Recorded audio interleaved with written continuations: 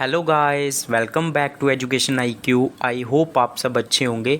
तो आज का जो हमारा द हिंदू एडिटोरियल आर्टिकल है वो है gaps in birth and death registration amendment act. अभी गैप का मतलब क्या होता है? मतलब जो फ़र्क है, जो पहले का हमारा birth and death registration act था उसमें जो अमेंडमेंट हुआ है उसमें क्या चेंजेस आई हैं, क्या गैप्स हैं, उसके बारे में हम लोग इसमें बात करेंगे। एक एक लाइन को मैं आपको हिंदी में पढ़ाऊंगा, क्या इस एक्ट में बदलाव होने जा रहा है, पूरा हम लोग डिटेल में पढ़ेंगे। कोई भी डिफ़िकल्ट वर्ड मीनिंग आएगा, कोई भी इंपॉर्टेंट टर्म आएगी, वो मैं आपको साथ साथ में बताता चलूँगा। तो स्टार्टिंग से लेके लास्ट तक पूरा वीडियो देखना और उसके बाद जाके इसको खुद से पढ़ना। इसका जो PDF है वो आपको मेरे टेलीग्राम पे मिल जाएगा और जो मेरे टेलीग्राम का लिंक है वो आपको मिल जाएगा मेरे कमेंट बॉक्स में। जो मेरा फर्स्ट कमेंट होगा उस पर मैं उसको पिन करके रखूँगा। तो स्टार्ट करते हैं आज का the Hindu editorial article without any time waste. तो क्या लिखा हुआ है? The registration of birth and death act 1969, ये इंपॉर्टेंट है, ये डेट, ये जो ईयर है इसको याद रखना। Provides for compulsory registration of birth and death under a uniform law across India. तो जो हमारा एक्ट था 1969 का, जिसका नाम था registration of birth and death, मतलब जब किसी बच्चे का जन्म होगा तो उसको आपको रजिस्टर करना है और जब डेथ होगी तो भी उसका एक सर्टिफिकेट बनेगा, उसको रजिस्टर करना पड़ेगा। और ये जो कानून था ना, ये यूनिफॉर्म था, मतलब हर जगह पूरे कंट्री में, इंडिया में सेम था। उसके बाद experience of its working indicates that it is necessary to amend it for several reasons। तो इसका जो एक्सपीरियंस हुआ, मतलब लगातार कई सालों से 1969 में ये आया था, उसके बाद इसके बहुत सालों तक यही चलता रहा और इसका जो एक्सपीरियंस हुआ हमें, उसने ये इंडिकेट किया, उसने ये बताया कि इसमें कुछ हमें अमेंडमेंट करने की ज़रूरत है कुछ कारणों की वजह से। And things could be changing as bill to amend this act called the registration of birth and death amendment bill 2023। और कुछ चीज़ें जो हैं वो हम लोग चेंज कर सकते हैं, क्योंकि ये जो बिल है उसको हम लोग अभी अमेंड करने जा रहे हैं और इसको हम बोलते हैं registration of birth and death amendment bill 2023 for the first time since in exception. और ये मतलब जब से ये स्टार्ट हुआ था 1969 में, पहली बार ऐसा हुआ है कि हम लोग इस बिल को अभी अमेंड करने जा रहे हैं। ये मतलब जब से ये स्टार्ट हुआ था, इंस्पेक्शन का मतलब होता है स्टार्ट होना, has been passed by parliament and has got the assent of the president of India. और ये पार्लियामेंट में अभी पास हो गया है और इसको जो है वो प्रेसिडेंट ऑफ इंडिया का एक्सेंट जो है, मतलब एक्सेंट का मतलब होता है सहमति जो है वो मिल गई है। One of the major objectives that has been stated in the statement of objects and reason attached to this bill is to create a national and state level database of registered birth and death which would help in updating other databases resulting in efficient and transparent delivery of public services and social benefits. Database का मतलब क्या होता है? जो data होता है, जो information होती है, उसको स्टोर करके रखना कंप्यूटर में, इलेक्ट्रॉनिक डिवाइस में, उसको बोलते हैं डेटाबेस। ठीक है, तो जो सबसे मेजर मेन ऑब्जेक्टिव है that has been stated in the statement of objects and reason, जिसको बताया गया है, जो स्टेटमेंट दी गई है, इसका जो मेन ऑब्जेक्टिव है जो इस बिल के साथ अटैच है वो ये है कि हमें एक क्रिएट करना है एक नेशनल और स्टेट लेवल डेटाबेस। मतलब एक नेशनल लेवल पे भी डेटाबेस तैयार होगा जिसमें हम लोग इन्फॉर्मेशन को स्टोर करेंगे, और स्टेट लेवल पे भी एक डेटाबेस तैयार होगा जितनी भी रजिस्टर्ड बर्थ और डेथ हुई हैं, जो हमें हेल्प करेंगी अपडेट करने में जो हमारे बाकी डेटाबेसिस हैं, क्योंकि जो बाकी इन्फॉर्मेशन है उसको भी हम लोग उसके थ्रू अपडेट कर सकेंगे। और इससे क्या होगा, एक एफिशिएंट, एक अच्छी और एक ट्रांसपेरेंट, मतलब जिसमें कोई धांधली ना हो, ऐसी डिलीवरी होगी पब्लिक सर्विसेज की और सोशल बेनिफिट्स होंगे, क्योंकि हमारा जो रिकॉर्ड है वो मेंटेन रहेगा और इससे हमें हेल्प होगी कि हमें कितनी जो है वो सर्विसेज प्रोवाइड करनी है, कितने हमारे पास लोग हैं, तो ये सारी चीज़ें उसमें हमें हेल्प करेंगी। बिल्डिंग डेटाबेसिस, तो मतलब कैसे हम लोग डेटाबेसिस को बिल्ड कर सकते हैं, मतलब डेटाबेसिस को बनाना, इन्फॉर्मेशन को इकट्ठा करना। For this purpose the bill make its compulsory that the registrar general of India maintains a national level database of birth and death. इसी पर्पस के लिए जो ये बिल है वो इस चीज़ को कंपलसरी करता है कि जो हमारा रजिस्टर जनरल ऑफ इंडिया है वो मेंटेन करेगा एक नेशनल लेवल डेटाबेस, जितनी भी बर्थ होती हैं, जितनी भी डेथ होती हैं। And the chief registrar of birth and death in every state is required to maintain a state level database of registered birth and death. और स्टेट लेवल पे जो चीफ रजिस्ट्रार है वो मेंटेन करेगा जितनी भी बर्थ हुई हैं, डेथ हुई हैं, using the portal approved by the registrar of general. और ये किस चीज़ को, ऑनलाइन पोर्टल को यूज़ करके हम लोग ये सारी चीज़ें करेंगे जिसको अप्रूव करेगा हमारा register general of India. These databases are to provide information to update the national population register. इसी डेटाबेसिस को हम लोग यूज़ कर सकते हैं हमारी जो नेशनल पॉपुलेशन रजिस्टर है उसको मेंटेन करने में, हमारा जो आधार कार्ड है उसको मेंटेन करने में, इलेक्टोरल पोल्स को, राशन कार्ड को, पासवर्ड को, और जितने भी डाटाबेसिस हैं नेशनल लेवल पे एज मे बी नोटिफाइड। ठीक है, तो क्योंकि जैसे ही हमें पता चलेगा कितनी बर्थ हो रही हैं, कितनी डेथ हो रही हैं, उससे हम लोग अपना पॉपुलेशन रजिस्टर मेंटेन कर सकते हैं, कितने लोग वोटिंग कर सकते हैं उसको मेंटेन कर सकते हैं, राशन कार्ड, पासपोर्ट, बहुत सारी डेटाबेसिस जो हैं हम इसके थ्रू मेंटेन कर सकते हैं। In the case of birth the amendment provides for collecting the Aadhaar number of the parents. तो बर्थ के केस में जब किसी का जन्म होगा तो ये जो अमेंडमेंट किया गया है वो इसीलिए किया गया है कि जो पेरेंट्स होंगे, जिस बच्चे का जन्म हुआ है उसका आधार नंबर लिया जाएगा उनका। Nothing is mention about the Aadhaar number of the decrease. लेकिन जिसकी डेथ होगी उसके बारे में कुछ भी मैंशन नहीं किया गया है उसके आधार कार्ड के बारे में। Updating many of the databases would require removing the names of the decrease from the database. तो अगर हमें अलग अलग डेटाबेसिस को मेंटेन करके रखना है तो हमें उसके लिए क्या करना पड़ेगा, जो भी बंदा डिक्रीज हुआ है मतलब जिसकी डेथ हुई है उसको हमें साथ साथ में रिमूव करना पड़ेगा डेटाबेसिस से। If the Aadhaar number of a डिक्रीज person is not collected it would be impossible to achieve this objective. लेकिन अगर हम उस बंदे का आधार कार्ड ही नहीं लेंगे जिस बंदे की डेथ हुई है तो इस चीज़ को करना हमारे लिए बहुत मुश्किल हो जाएगा, क्योंकि जो भी डेटाबेस लिखा जाता है ना वो उसमें आधार कार्ड का यूज़ किया जाता है। This means that the laudable objective of ensuring efficient and transparent delivery of public services and social benefits would remain a dream. तो इसका मतलब ये है कि लाउडेबल का मतलब होता है जो प्रशंसा करने योग्य हो। तो ये जो लाउडेबल ऑब्जेक्टिव है हमारा कि हम लोग एक एफिशिएंट और एक ट्रांसपेरेंट डिलीवरी करेंगे पब्लिक सर्विसेज की और सोशल बेनिफिट्स प्रोवाइड करेंगे, ये सिर्फ एक सपना ही रह जाएगा अगर हम लोग सही से काम नहीं करेंगे। Do we need the central and state databases of birth and death. क्या हमें ज़रूरत है कि हम लोग सेंटर और स्टेट के जो डेटाबेसिस हैं बर्थ और डेथ के, उनकी क्या हमें ज़रूरत है कि हम सेंटर्स में अलग डेटाबेस बनाएं और स्टेट में अलग डेटाबेस बनाएं बर्थ और डेथ का। The registrar registration hierarchy is the responsible of state governments with the register general of India having only the role of coordination and unification of the registration system. जो registration hierarchy है मतलब जो चली आ रही है ये responsible होती है स्टेट गवर्नमेंट की। ठीक है, स्टेट गवर्नमेंट का ये काम रहता है और जो रजिस्टर जनरल ऑफ इंडिया है उसका सिर्फ यही रोल रहता है कि वो कोऑर्डिनेट करेगा मतलब मिलके काम करेगा और यूनिफिकेशन करेगा मतलब एक साथ मिलके काम करेंगे जो रजिस्ट्रेशन सिस्टम होगा। The maintenance of the central database is being added to the register general of India's function. तो ये जो सेंट्रल लेवल पे जो नेशनल लेवल पे डेटाबेस बनेगा ये ऐड किया गया है रजिस्टर जनरल ऑफ इंडिया के फंक्शन में कि उसका भी एक ये फंक्शन होगा। द चीफ रजिस्ट्रार्स और the executive authorities for the matter relating to registration of birth and death in the state. जो चीफ रजिस्ट्रार होते हैं वो एग्जीक्यूटिव अथॉरिटीज़ होती हैं जिनका मतलब उन मैटर्स को लेके जो बर्थ और डेथ के रिलेटेड हैं स्टेट में। They need to maintain a database for efficient delivery of services of providing birth and death certificates and are doing so in many states even now.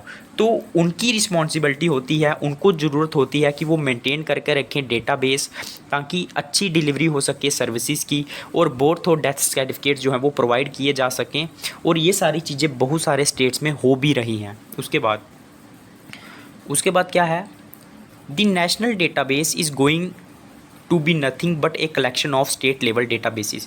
जो national level database होगा वो कुछ नहीं होगा, बस ये होगा कि जो स्टेट से जो डेटाबेस कलेक्ट किया जाएगा उसको इकट्ठा करके सेंट्रल डेटाबेस में डाला जाएगा।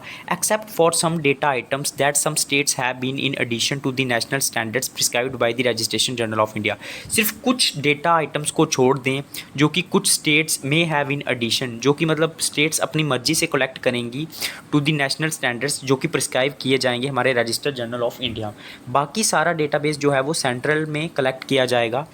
उसके बाद so if the authorities maintaining other databases required information on birth and death it is possible to design a system wherein the required data flow to their databases on a daily basis और even a real time basis from the state level database. तो अगर जो authorities हैं जो data basis को maintain कर रही हैं, अगर उन्हें इन्फॉर्मेशन चाहिए बर्थ के ऊपर, डेथ के ऊपर, तो ये पॉसिबल होगा कि वो डिज़ाइन करें एक सिस्टम जहाँ पे जो डेटा फ़्लो है जो कि स्टेट लेवल से आ रहा है उसको ट्रांसफ़र किया जा सके सेंट्रल लेवल पे डेली बेसिस पे। मतलब डेली हम लोग जो डेटा स्टेट लेवल पे कलेक्ट करेंगे उसको ट्रांसफ़र किया जाए सेंट्रल बेसिस पे। The register general of India needs to specify the standards for the data structures and transfer protocols.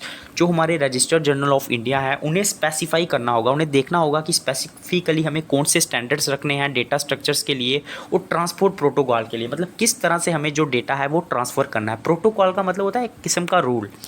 So what is the need for a national level database. तो क्या ज़रूरत है हमें नेशनल लेवल डेटाबेस की। It is provided that this database at the central level be made available to the authorities dealing with the maintenance and preparation of databases relating to population register, electoral reports, Aadhaar number, ration card, passport, driving license, property registration and such other databases at the national level as may be notified। तो ये कहा गया है कि जो database central level पे available होगा authorities को, वो dealing with the maintenance and preparation of databases, मतलब जो काम करती हैं हमारे पॉपुलेशन रजिस्टर को मेंटेन करने में, जो इलेक्टोरल पोल्स होंगे उसमें कौन वोटिंग करेगा, आधार नंबर, राशन कार्ड, ये सारी चीज़ें जो मेंटेन करती हैं ना, जो हमारी अथॉरिटीज़ ये जो चीज़ें हैं इनको मेंटेन करती हैं, उनको हेल्प मिलेगी जो डेटा स्टेट लेवल से हमें प्रोवाइड होगा। ठीक है। और भी जो डेटाबेसिस हैं जो नेशनल लेवल पे बनाए जाते हैं, तो इन सारी चीज़ों में जो है वो सेंट्रल लेवल का जो डेटा होगा वो हेल्प करेगा। If those authorities required information from the database of registered birth and death to update their databases, it requires amendment in the law or executive orders under which they are maintained।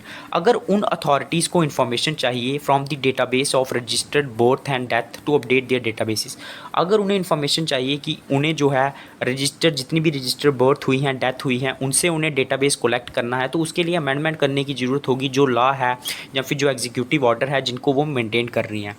The RBD act only needs an enabling provision to share information from the database.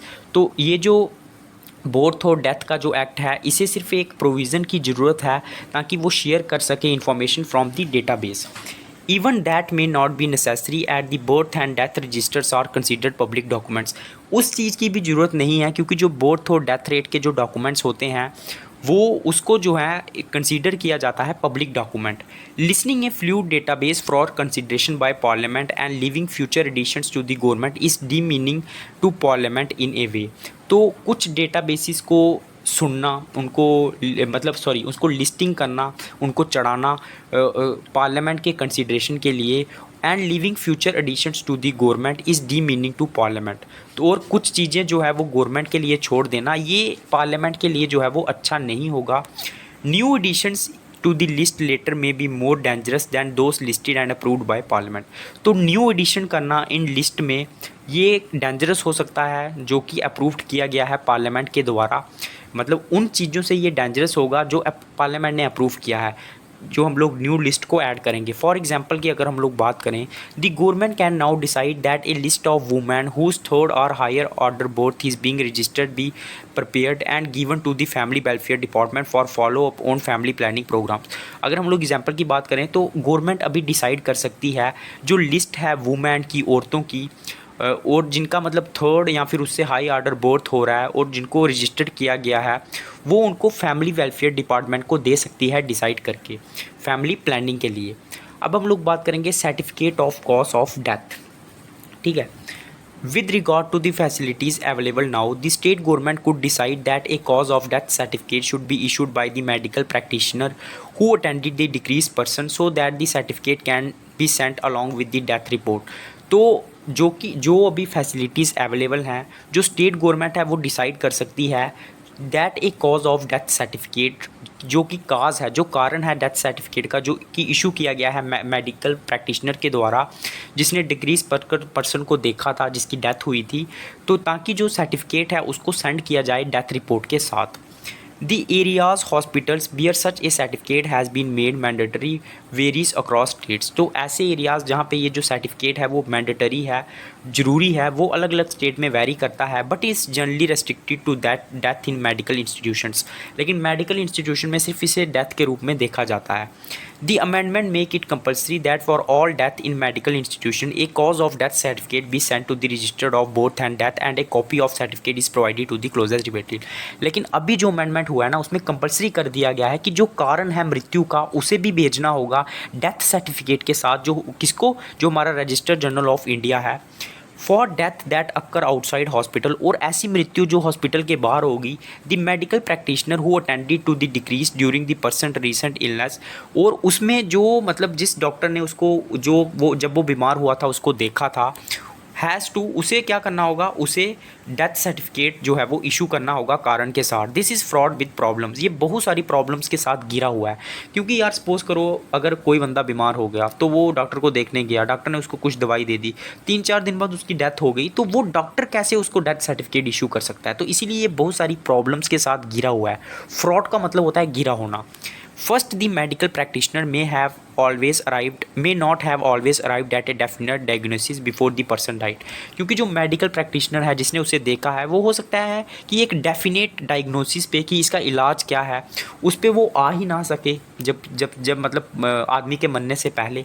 Second, the forms for the cause of death that are being used और in conformity with world health organization recommendation.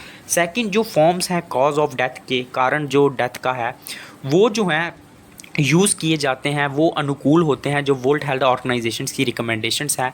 If the डिक्रीज was attended by practitioner of the AYUSH, Ayurveda, yoga and neuropathy, ठीक है, system of medicine, the cause of death recorded may not be usable for the cause of death statistics since may not be classifiable under the international classification of disease. तो अगर किसी जो बंदे की death हुई है उसने अपना इलाज जो है किसी आयुर्वेदा से करवाया है, योगा टीचर से करवाया है, तो जो काज होगा डेथ का उसको हम लोग यूज़ नहीं कर सकते डेटा के लिए, क्योंकि इसको हम लोग इंटरनेशनल क्लासिफिकेशन ऑफ डिजीज़ में कंसीडर नहीं करते हैं। Third, a person who was under treatment for a certain disease can die of an entirely different cause outside a medical facility when the medical practitioner was not available for consultation. तो तीसरी बात यह है कि जो person है जो कि अंडर ट्रीटमेंट है कुछ समय से किसी डिजीज़ के लिए, can die of a entirely different cause outside, वो किसी दूसरे कारण से भी उसकी डेथ हो सकती है। हो सकता है उसका इलाज चल रहा हो लेकिन उसका कारण किसी और तरीके से हो जाए outside a medical facility when the medical practitioner was not available for consultation. और जब वो मेडिकल, हो सकता है उस टाइम पे जो मेडिकल जो डॉक्टर उसका इलाज कर रहा है वो कंसल्टेशन के लिए अवेलेबल ना हो, डिस्कशन के लिए अवेलेबल ना हो, तो how can the practitioner be expected to issue a certificate of cause of death in such cases. ऐसे केसेस में डॉक्टर उसको बर्थ या फिर डेथ सर्टिफिकेट कैसे इशू कर सकता है? आप खुद सोचो, जब उसकी मृत्यु हुई किसी दूसरे कारण से हुई है तो वो उसको सर्टिफिकेट कैसे इशू कर सकता है? Fourth, by the section 17 of the act provides the inclusion of cause of death in any certificate issued under the act. It now says that the cause of death certificate should be given to the relative of the डिक्रीज। जो section 17 है act की, वो प्रोविड करती है, मतलब रोकती है inclusion of cause of death, मतलब जो कारण है डेथ का, in any certificate issued under the act, किसी भी सर्टिफिकेट जो इस एक्ट के अकॉर्डिंग इशू होगा। It now says that the cause of death certificate should be given to the relative of the, लेकिन अभी जो एक्ट है वो ये कहता है कि जो भी कॉज है डेथ का, जो कारण है डेथ का, वो हम उसके रिलेटिव्स को भी बताएंगे। This are contrary as cause of death in death register is taken from the same cause of death certificate issued by the medical practitioner. ये कॉन्ट्राडिक्टरी है, मतलब ये उल्टा है, क्योंकि जो कॉज है, जो कारण है डेथ का डेथ रजिस्टर में, वो लिया जाता है डेथ सर्टिफिकेट से, ठीक है। तो ये बात सारी चीज़ें जो है वो बहुत मुश्किल हैं। अब हम लोग बात करेंगे birth and death certificates. It is provided that the birth certificate alone would be accepted as proof of data and place of birth for many purposes such as school admission, issue of passport and issue of Aadhaar number. तो ये भी कहा गया कि जो birth certificate होगा वो अकेला यूज़ हो सकता है बच्चे की स्कूल की एडमिशन में, पासपोर्ट में, आधार नंबर में। This may not require any amendment in this act और एनी अदर एक्ट। तो इसमें किसी भी तरह की अमेंडमेंट करने की ज़रूरत नहीं है, मतलब शायद ज़रूरत नहीं है।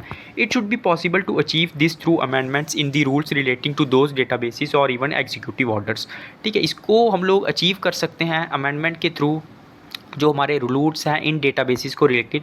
For example while applying for passports it was compulsory to have the birth certificate for those born after January 26 1989 under the relevant rules. क्योंकि जो भी अगर किसी को पासपोर्ट बनाना है तो उसके लिए कंपल्सरी है कि उसे अपना बर्थ सर्टिफिकेट दिखाना पड़ेगा जो जनवरी 26 1981 के 89 के बाद पैदा हुआ है। The present government remove this requirement in December 2016। लेकिन जो हमारी प्रेजेंट गवर्नमेंट है उसने इस रिक्वायरमेंट को रिमूव कर दिया था 2016 में। व्हेन नेचुरल कैलामिटीज़ और एक्सीडेंट अक्कर, जब भी कोई नेचुरल एक्सीडेंट होता है, several persons are reported missing, कुछ पर्सन जो है वो मिसिंग हो जाते हैं। Many of them have died too, बहुत सारे बंदे मर भी जाते हैं। It has been seen that the police would have to call off the search for them after some time, और कुछ देर के बाद पुलिस उनकी सर्च करना भी बंद कर देती है। However the families of such persons would have to wait for 7 years to request for a certificate that says presumed death.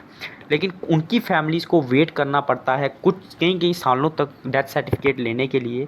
A provision could have been inserted in the act to registered a presumed death when it is responsible to assume that the person would have died in the calamity or accident. और इसमें एक provision होना चाहिए था, add होना चाहिए था इस रजिस्टर में कि अगर किसी बंदे की किसी नेचुरल एक्सीडेंट में या फिर किसी कैलामिटी में कोई बाढ़ वगैरह आती है, उसमें डेथ हो जाती है, तो उसको हम लोग मतलब मानेंगे कि वो बंदा मर गया है और उसको सर्टिफिकेट जो है वो इशू कर सकते हैं। This would help the family concern get the death certificate earlier, और इससे उसे जो है वो फैमिली जो होगी उसको डेथ सर्टिफिकेट जो है वो मिल जाएगा। तो ये था आज का the Hindu editorial article. I hope आपको समझ में आया होगा। अब एक बार इसको खुद से पढ़ लेना। इसका जो PDF है वो आपको टेलीग्राम पे मिल जाएगा, और टेलीग्राम का जो लिंक है वो आपको मेरे कमेंट बॉक्स में मिल जाएगा, फर्स्ट कमेंट में। तो मेरा नाम था अभिलाष। आप लोग कॉन्टीन्यूसली लेक्चर्स को देखो। इसका मैंने प्लेलिस्ट बनाया हुआ है, पूरे लेक्चर्स पड़े हुए हैं, तो स्टार्टिंग से लेकर लास्ट तक पूरा देखो। वीडियो को लाइक करो, शेयर करो। जय हिंद।